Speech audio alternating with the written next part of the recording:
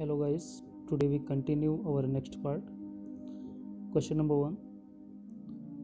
What should be the packing size in packed columns? Packed columns में packing size क्या होता है?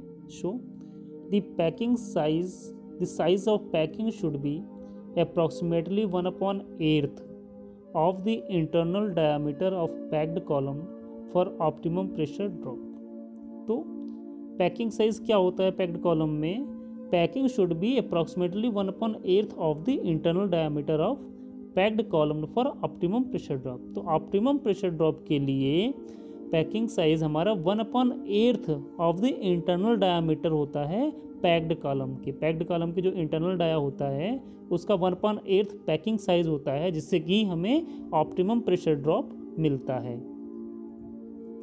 Next, When to use absorption factor method? Absorption factor method हम कब use करते हैं? To calculate number of plates. Number of plates को हम कैलकुलेट करने के लिए एब्जॉर्प्शन फैक्टर मेथड का यूज़ हम कब करते हैं?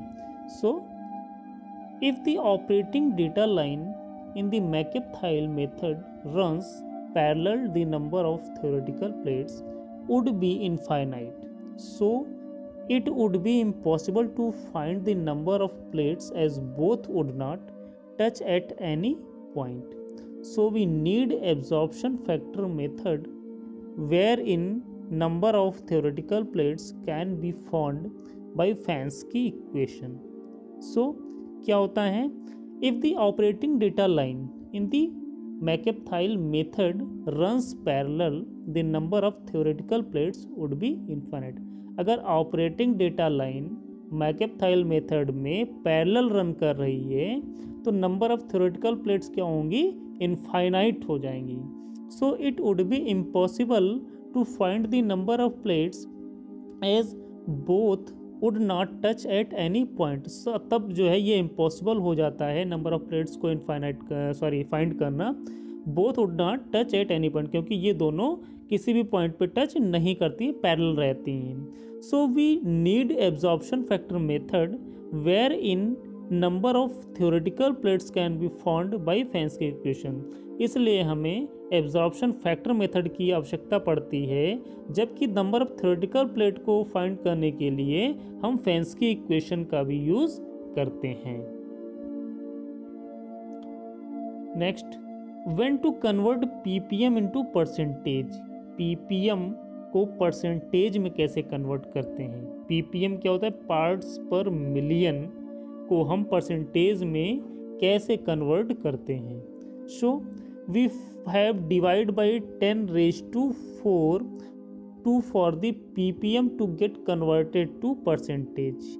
To convert percentage to PPM we have to multiply by 10⁴।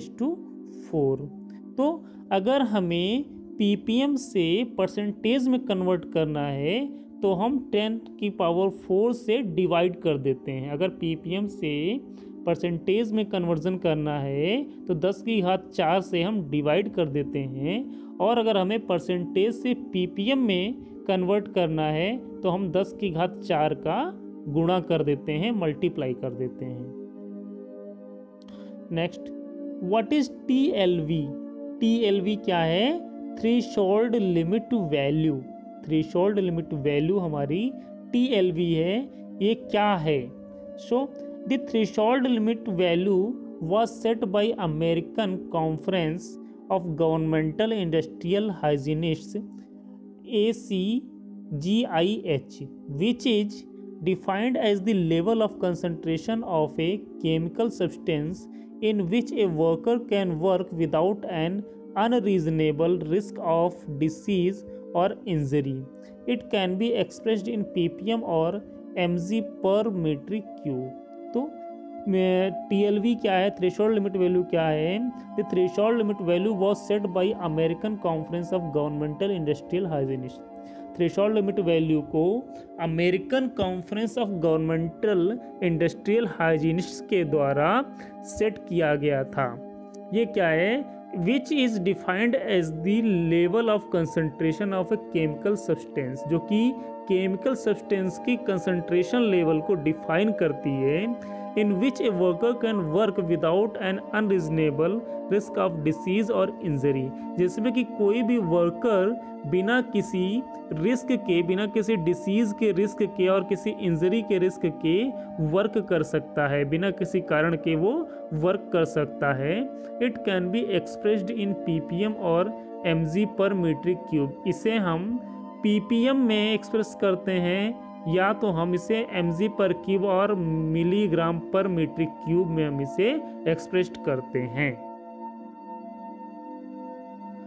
Next, what is priming in centrifugal pump?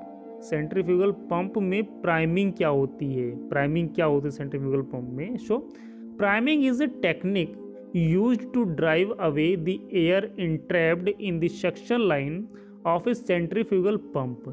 If the air present in the suction line are not removed, the pump would not be able to suck the liquid from the reservoir, as air is a lighter medium whereas liquid is heavier medium. So the whole suction line and the part of casing is filled with water and the air is removed via air vent. Also, if air is allowed to enter the impeller, they will damage the impeller by flashing cavitation. Normally, cavitation would not occur in pump in which continuously in service, as there is a little chance for the air to get into the suction line. So क्या है priming? क्या है centrifugal pump में? Priming is a technique used to drive away the air entrapped in the suction line of a centrifugal pump.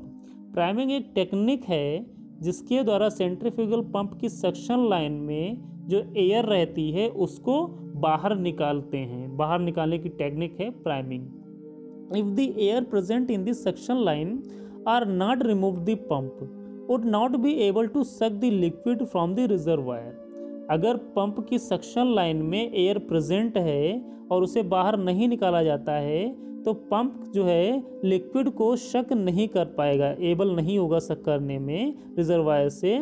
As air is lighter medium where as liquid is heavier medium, जहाँ की air जो है वो lighter medium है और liquid हमारा heavier medium है। So liquid जो है शक नहीं कर पाएगा pump. So the whole suction line and part of casing is filled with water and the air is removed via air vent. इसलिए हम जो है होल सक्शन लाइन, पूरी सक्शन लाइन को और पंप के केसिंग पार्ट को भी वाटर से फिल कर देते हैं और एयर वेंट के थ्रू हम एयर को निकाल देते हैं, रिमूव कर देते हैं। Also if air is allowed to enter to the impeller, they will damage the impeller by flashing. अगर जो है सक्शन लाइन में या केसिंग में एयर रह जाती है तो ये इम्पेलर को डैमेज कर देते हैं और जिसके कारण कैविटेशन होने के चांसेस भी बढ़ जाते हैं।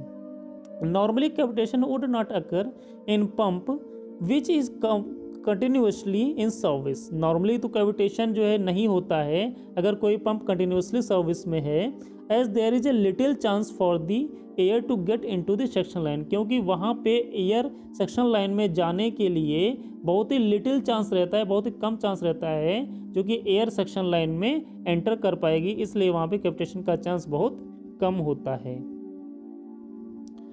Next, is priming needed if the reservoir is located above the pump level?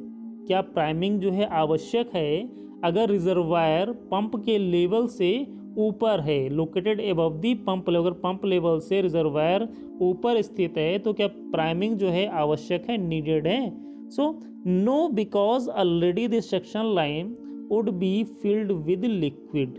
Priming आवश्यक नहीं है अगर जो है रिजर्वायर का लेवल पंप के लेवल से ऊपर है तो जो है प्राइमिंग आवश्यक नहीं, क्योंकि सक्शन लाइन जो है पहले से ही वाटर से फिल्ड रहेगी। Suction line would be filled with a liquid, suction line जो है लिक्विड से फिल्ड रहेगी, इसलिए प्राइमिंग की आवश्यकता वहाँ पे हमें नहीं पड़ती है।